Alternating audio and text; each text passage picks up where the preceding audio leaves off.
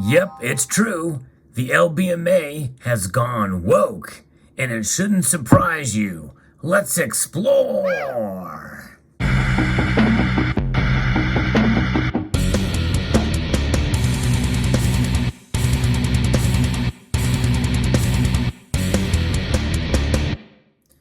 Get used to it, folks. Most every big corporation, agency, NGO, government organization, private entity, bank, even your local supermarket, everybody's going woke. ESG is all the rage these days. Now the LBMA, with their second version of their code, the precious metals code, this is being launched now. This is from miningweekly.com as I share the news about what's going on at the LBMA. If you enjoy videos like this where I give you some news and insight on the precious metals space, I hope you will consider pressing that thumbs up button below and sharing this video. If I could get a quarter of you, 25% of you to press that thumbs up button, boy, that would be amazing. It's never happened before on this channel, but maybe one day it will.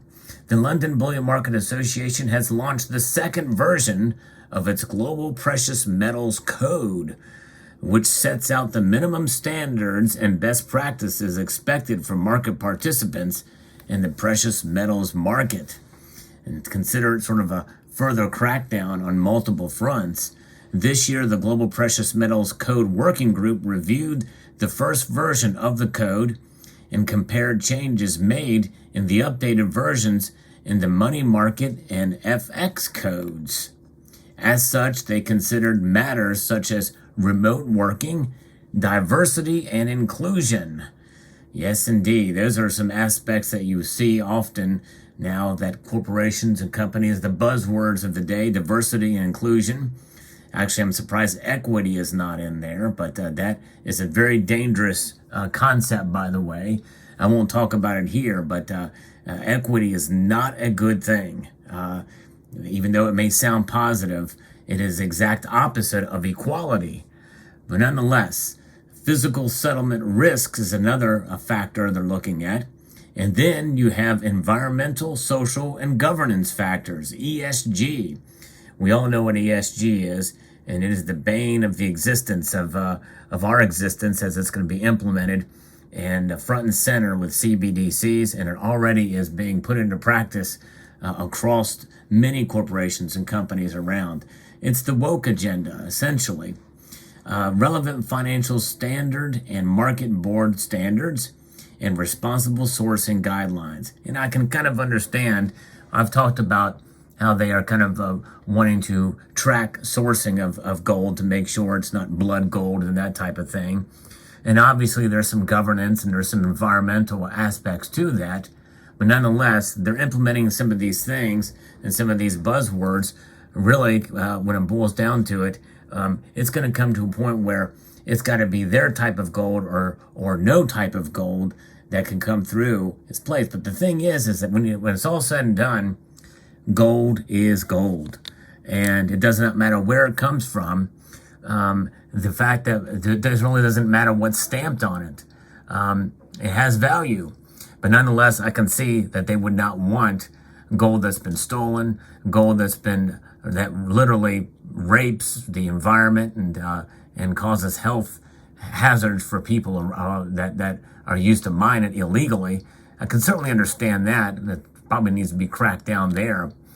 But nonetheless, any kind of gold that comes in the aftermarket is something different. But anyways, it's the fact that how they're employing people and how they're implementing some of these standards. It's a little bit, not surprising. I'll just put it to you that way. In addition, the working group endeavored through 2 public consultations to balance language and terminologies used in the hopes that the new additions will further strengthen the standards and expectations of the physical precious metals market. LBMA chairperson, or chairman really is the word we're looking for here. Again, that's a political correctness. Wokeness is political correctness run amok. Paul Fisher says that in addition to market conventions, the code covers the principles that should be adopted by precious metals market participants, including ethics, compliance, governance and risk management, as well as pre-trade execution and post-trade business conduct. Such codes are important contributors to developing and establishing the trust on which markets depend. This trust is critical to the maintenance of an effective, fair, and transparent market where high standards of behavior are the norm. But what are those standards? Behavior standards change, it seems. And where was this 10 years ago, 20 years ago? Weren't you looking for high standards then? Why is this now just being talked about? And that's just it. Standards change. And that's kind of where we're at. And some of the standards that are in place now are definitely more corrupt than not. And a lot of people don't trust the LBMA anyway. Some people feel like they are part and parcel to some nefarious activities, but that goes without saying. And again, some of that has got to be, there's accountability and transparency, that works in a lot of different ways. There's the meanings of those words. What do they consider transparent compared to what you and I would consider to be transparent? Because I think that some of these larger institutions, they're not as transparent as they like to perceive themselves to be. Going forward, the LBMA will seek recognition from the Financial Conduct Authority in line with their recognition program. All LBMA and London Platinum and Palladium market members will be required to attest to the second version of the code by the end of 2023. The LBMA also welcomes non-members to attest where possible. Fisher notes that the code is intended to be a reference point for standards for all precious metals market participants, not just LBMA members. Of course, they'd like that to happen, to their standards and codes and what they deem and how they interpret those compared to anybody else. If you don't fall in line with them and their political thinking, and that's because that's really what the nature of wokeness is, and ESG, environmental social governance, social justice on their terms. And that's really how dangerous this can be, in my view. The code has been endorsed by the LBMA board, which includes market participants elected to form a representative cross-section of the LBMA membership, as well as 3 independent non-executive directors, he explains. The LBMA's Precious Metals Code Working Group, with expertise in the regulatory aspects of the precious metals market, assisted with the preparation and revision of the code and will continue to help ensure that it remains fit for purpose, adds Fisher.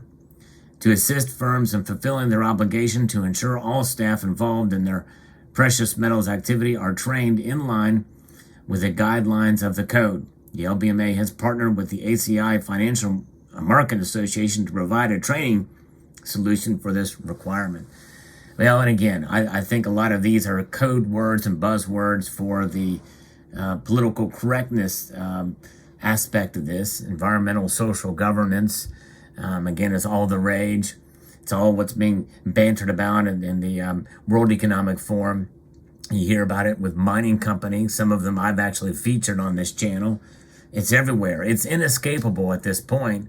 Again, it's the trend line, and even as mentioned, in a recent interview with somebody very familiar with the mining space that I had recently, ESG compliance is extremely expensive, and so I think that's part and parcel of what is adding to some extent to some of the premiums for the physical coins that we buy and bars and rounds that we buy these days. I mean, all across, all of these mints as well are also adhering to and touting these ESG and wokeness in their workplace. And here's the problem with wokeness in the workplace, with diversity and inclusion.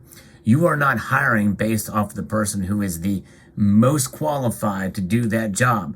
Whatever line of production and what have you that's in place, you are hiring based off of their skin color, doing the exact opposite of what Martin Luther King preached about. And what his whole movement was about the content of one's character, which, by the way, includes their abilities and qualifications, that can be found in such character, but rather the color of their skin, or their sexual orientation, or lack thereof, or multiple levels of sexual orientation. And equity, and again, I won't get into equity, but that's all part and parcel. Equity is the opposite of diversity.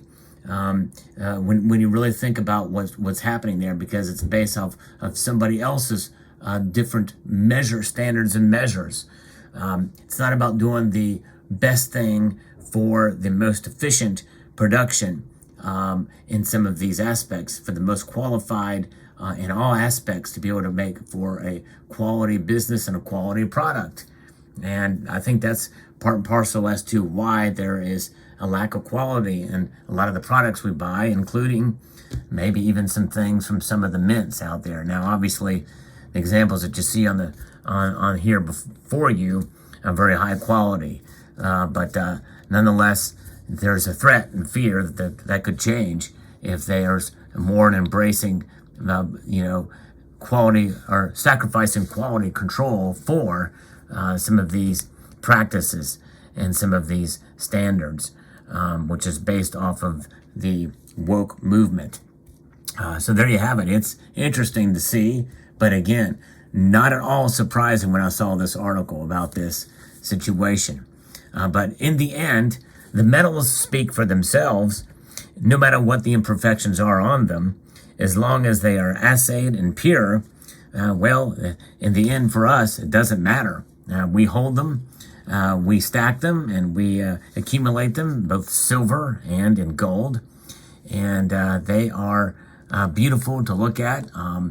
And even if some of the newer things lack in quality, newer pieces come out, we can always enjoy the ones that were around, that were produced in the days when they were much better quality. But nonetheless, there it is. Pretty interesting about the LBMA. We know they are running very low in stocks of gold and especially silver, and don't have some of the latest news about what those latest holdings are, but my guess is we'll probably see at least another month of further of a depleting of the vaults there at the LBMA. But my prediction is probably they're going to restock, and they're going to restock soon, fairly soon into 2023. But we'll find out. And in any event, it'll be very interesting to see how this plays out with the LBMA. And let me know what your thoughts are about the LBMA in general, some of your criticisms of the organization, and what you think specifically about this scenario. And again, I want to reemphasize, I'm not against environmental regulation as long as it's sensible, as long as it's not overly burdensome to business. And I'm also not against hiring folks of all races and all creeds, all religions, all sexual orientations, as long as they are qualified to do the work and are productive at doing the job at hand. Qualified, and the content of the character is really what it's all about. But sadly, the woke movement it works to the antithesis of all that, and it's just a shame. But nonetheless, there you go. Let me know what your thoughts are in the comment section below. I'd like to extend a multitude of gratitude to you all for taking the time to watch, and to encourage you to please rate, share, comment, and subscribe.